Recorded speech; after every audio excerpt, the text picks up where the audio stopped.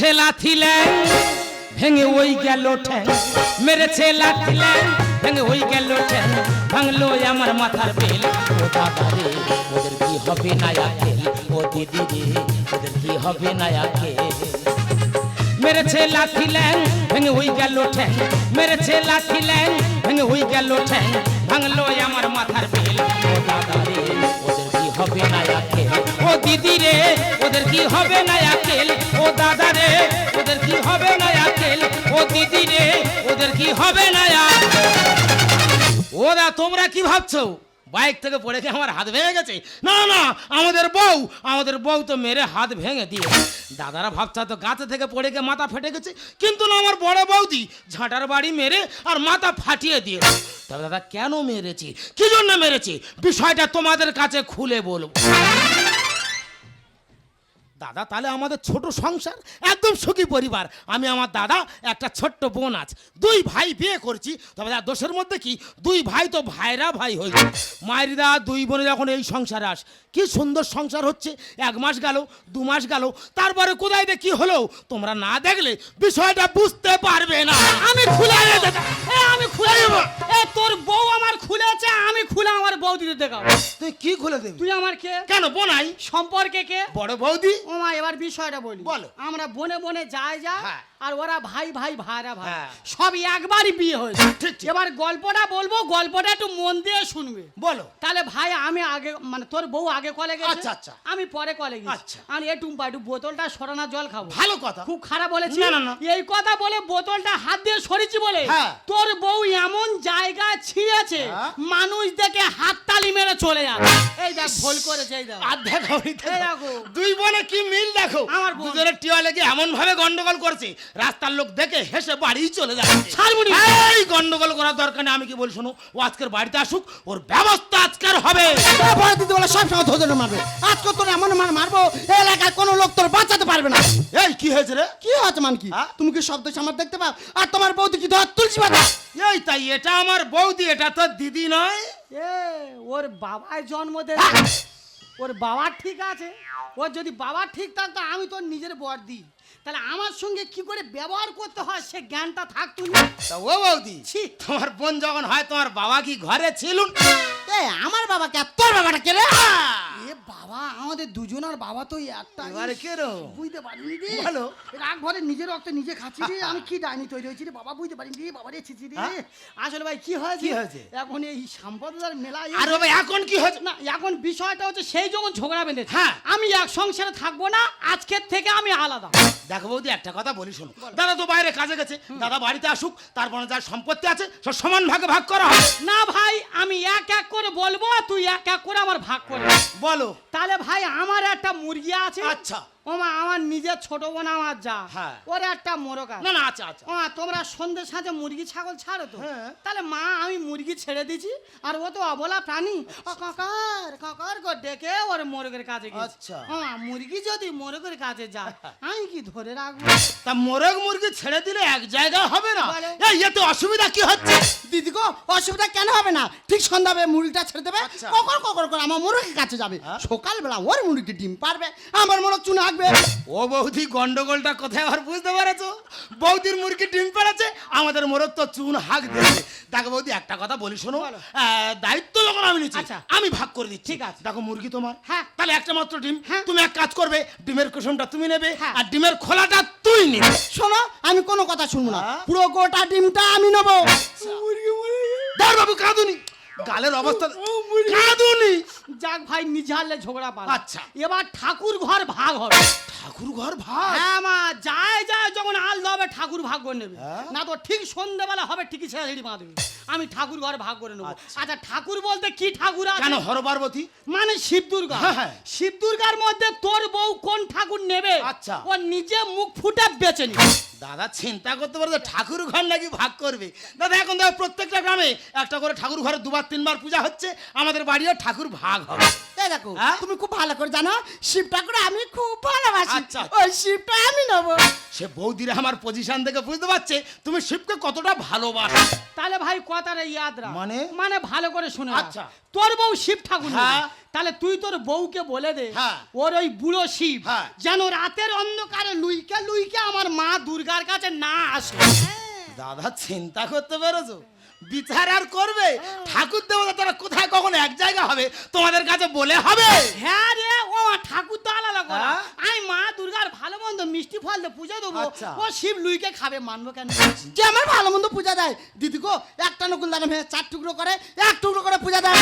এই কি বলি শোন, গন্ডগোল করার দরকার নেই, দায়িত্ব যখন আমি নিচ্ছি আমি ভাগ করে দিচ্ছি। আচ্ছা। দেখো তুমি তো বড় বৌদি, মানে মায়ের সমান। হ্যাঁ। তুমি এক কাজ করবে, সন্ধ্যাবেলা ঠাকুর ঘরে যাচ্ছ, আচ্ছা। সন্ধ্যা সাঁজ দিচ্ছ, শাক বাজিয়ে চলে আসবে, আমাদের বউকে শিবের ঘন্টা নেড়ে দিয়ে বেরিয়ে আসবে। তুমি জানো কত বড় চুরুনি ও শাক চুরি করে আমার লাগে। শাক চুরি করে তুই কথা স্বামী তুই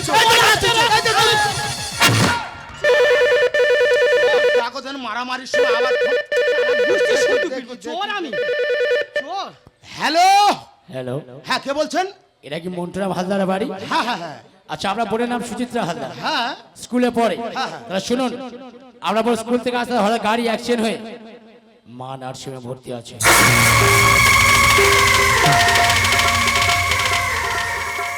কি রে ভাই চুপ করে আছিস কেন? কি হয়েছে বল?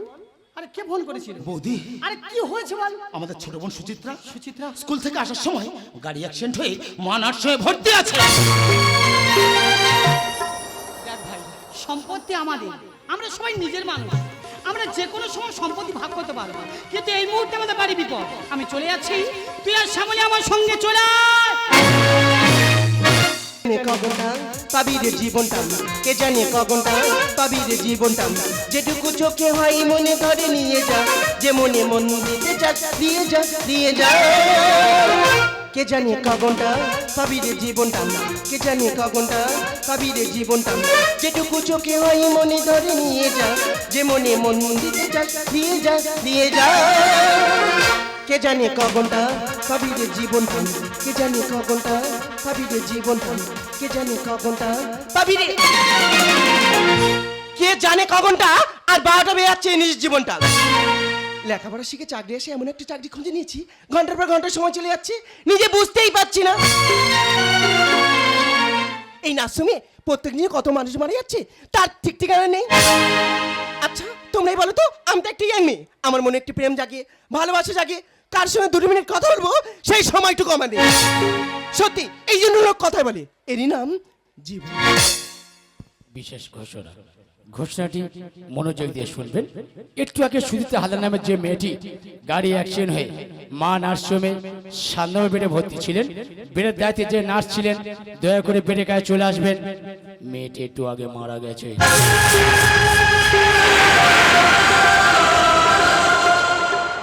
ও মাই গড, আমার একটা জলজান্ত জীবন চলে গেল, জানি না কোন মায়ের কোলটা খালি হয়ে গেল।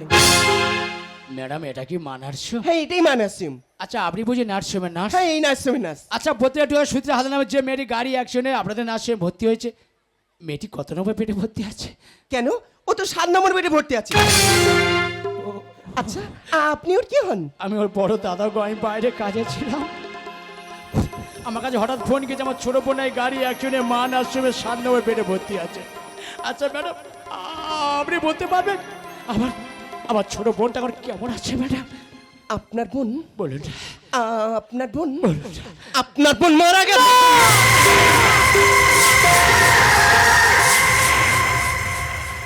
না না না না, আপনি মিথ্যে বলছেন, আপনি কাকে থেকে কার সাথে গুলিয়ে ফেলছেন ম্যাডাম? ম্যাডাম ম্যাডাম, আমি আপনাকে 2 হাত জুড়ে মিনতি করে বলছি, আপনি আমাকে সত্যি করে বলুন না। বোন ছাড়া আমার জীবনে আপন বোন তার কেউ নেই ম্যাডাম, তাই আপনাকে 2 হাত জুড়ে মিনতি করে বলছি, আপনি সত্যি করে বলুন না আমার ছোট বোনটা কেমন আছে ম্যাডাম? আপনি বলুন না, আপনি বলুন না ম্যাডাম। জানেন কথাটা কঠিন হলো, এটাই বাস্তব, আপনার বোন মারা গেছে। আপনার বোন যখন স্কুল দিয়ে ফিরছিল, যে গাড়িটার সঙ্গে আপনার বোনের অ্যাক্সিডেন্ট হয়, সেই গাড়িটার চাকা আপনার বোনের বুকের উপর দিয়ে গিয়ে আপনার বোনের বুকের লাশটা ফেটিয়ে আপনার বোন মারা যায়। আমরা অনেক চেষ্টা করেছি কিন্তু আপনার বোনকে বাঁচাতে পারিনি, তাই আপনার বোনের লাশটা বেরিয়ে দিয়েছি, আপনি ওকে নিয়ে বাড়ি ফিরে যান। জানেন ম্যাডাম, আমার মা যখন মারা যায় না, আমার এই ছোট বোনটার বয়স ছিল তখন 6 মাস। আমার মা মারা যাওয়ার সব বুঝে খোকা, তোর ছোট বোনটার দায়িত্ব আমি তোর হাতে দিয়ে গেলাম, তোর বোনটাকে তোর নিজের মেয়ের মতো তুই যত্ন নিয়ে মানুষ করিস খোকা। জানেন ম্যাডাম, আপনি ছোট বোনটাকে মানুষ করতে গিয়ে না আমি আজও নিঃসন্তান, আমি কোনো সন্তান নিয়ে নি গো ম্যাডাম। জানেন আমি যা বাইরে কাজে থাকতাম, আমার বোন আমাকে প্রতিনিয়ত ফোন করে বলতো, দাদা আমার আমার জন্য একটা খেলার পুতুল কিনে আনবি দাদা, আমি পুতুল নিয়ে খেলা করবো না দাদা। জানেন ম্যাডাম এই পুতুল এনেছি গো, কিন্তু এই পুতুলটা কাকে দেবো, কে পুতুল নিয়ে খেলা করবে আপনি বলতে পারবেন ম্যাডাম? ম্যাডাম আপনি বলুন না, এই পুতুলটা কাকে দেবো ম্যাডাম, আপনি বলুন না ম্যাডাম, আপনি বলুন না। না আপনি মিথ্যে বলছেন, আমার বোনের কিছু হতে পারে না, আমার বোন আমাকে এভাবে ঠকিয়ে চলে যেতে পারে না ম্যাডাম, আমার বোনের কিছু হয়নি ম্যাডাম, আপনি মিথ্যে বলছেন ম্যাডাম, আমার বোনের কিছু হয়নি ম্যাডাম। বনের কোলে চাঁদের আলো হাসবে নিয়ে ভাগনে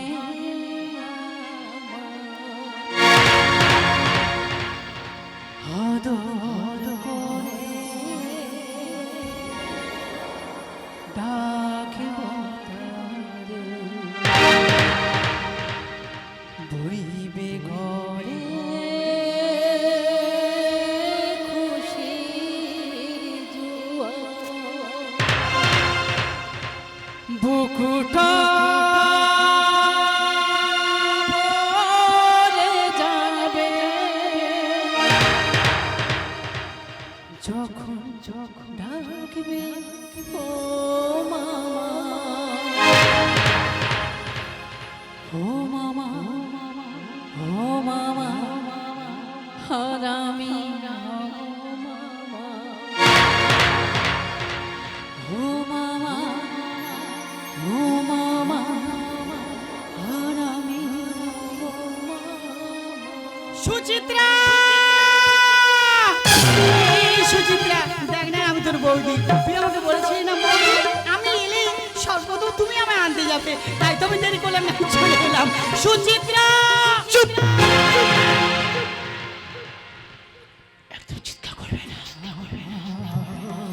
দেখছো আমার ছোট বোনটা ঘুমাচ্ছে, ঘুমাচ্ছে, তুমি অসময় চিৎকার করলে অসময় ঘুমটা ভেঙে যাবে, ভেঙে যাবে।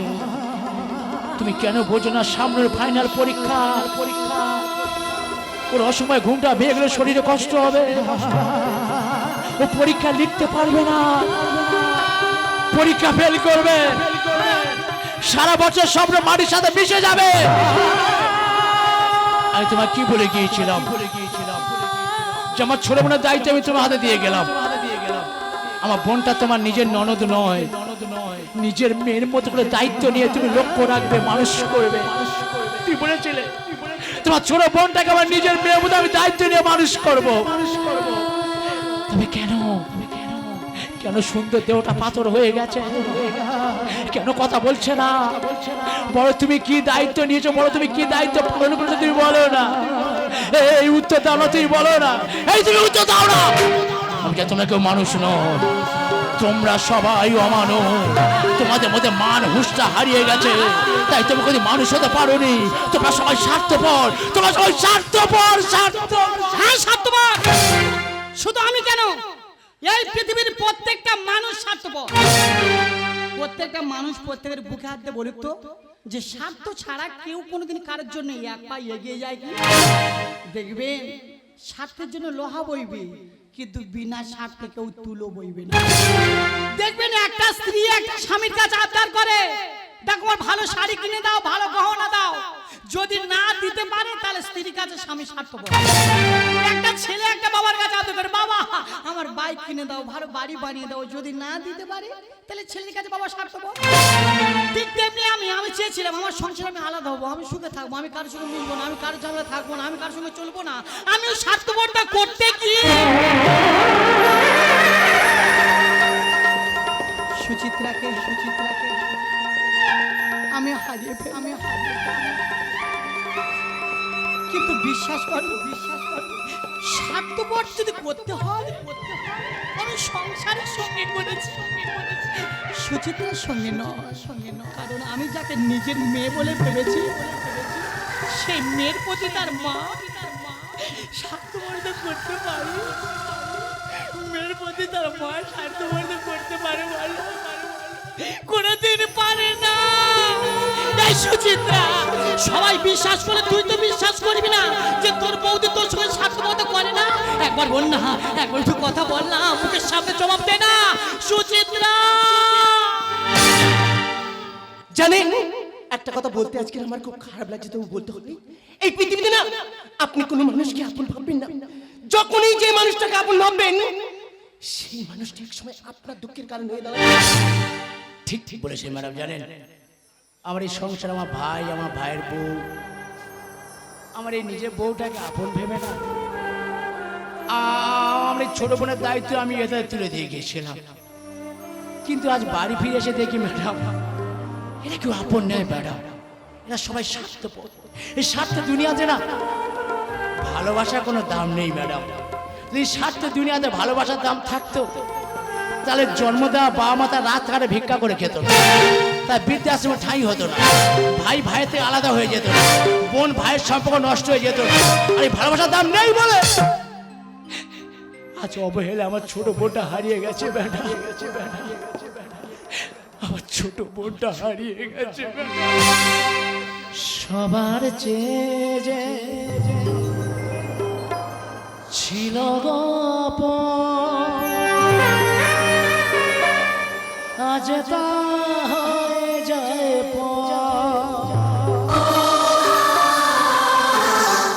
দু চোখে আধার এ কথা ভেবে মানুষ আজ বড় স্বার্থপর। শূন্য বুকেতে বাজে শুধু হাত, হারিয়ে গেল আর শপথ। শূন্য বুকেতে বাজে শুধু হাত, হারিয়ে গেল আর শপথ। একই খেলা বিধাতা তোমার, একই খেলা বিধাতা তোমার।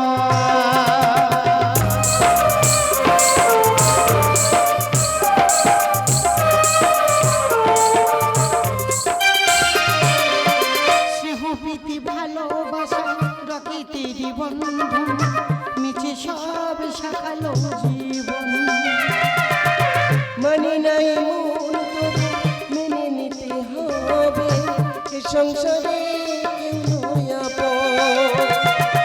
স্নেহপ্রীতি ভালোবাসা প্রকৃতির বন্ধন, মিছে সব শাখালো জীবন। মানে নাই মন তবু মেনে নিতে হবে, এ সংসারে কেউ নয় আপন।